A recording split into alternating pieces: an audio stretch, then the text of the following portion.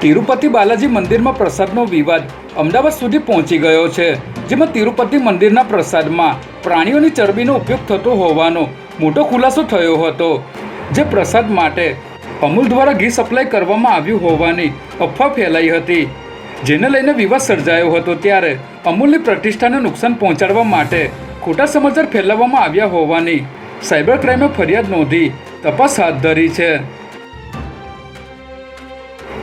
સરખેજ વિસ્તારમાં આવેલ ફતેવાડી કેનાલમાં નાહવા પડેલા 2 બાળકોના ડૂબી જવાથી મોત નીપજ્યા હોવાની ઘટના સામે આવી છે, જેમાં બંને બાળકો ફતેવાડી કેનાલ વિસ્તારમાં જ રહેતા હતા અને તે રમવા માટે ગયા હતા. ત્યારે કેનાલમાં ડૂબી જવાથી બંનેના મોત થયા હોવાથી પરિવાર શોકમગ્ન થઈ ગયો છે. એક બાળકને સ્થાનિક લોકોએ બહાર કાઢી લીધો હતો, પરંતુ તેનું મૃત્યુ થઈ ગયું હતું, જ્યારે અન્ય બાળકની લાશ ફાયર બ્રિગેડની ટીમ દ્વારા બહાર કાઢવામાં આવી હતી.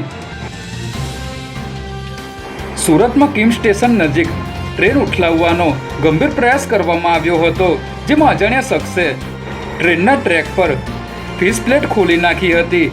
સાથે જ રેલવે ટ્રેકને જોડતા 71 પેડલોક કાઢી નખાયા હતા. જોકે રેલવે અધિકારીઓને આ બાબતની જાણ થતાં રેલ વ્યવહારને તાત્કાલિક બંધ કરી દેવાયો હતો અને નવી ફિશ પ્લેટ લગાવીને રેલ સેવા ફરી શરૂ કરવામાં આવી હતી.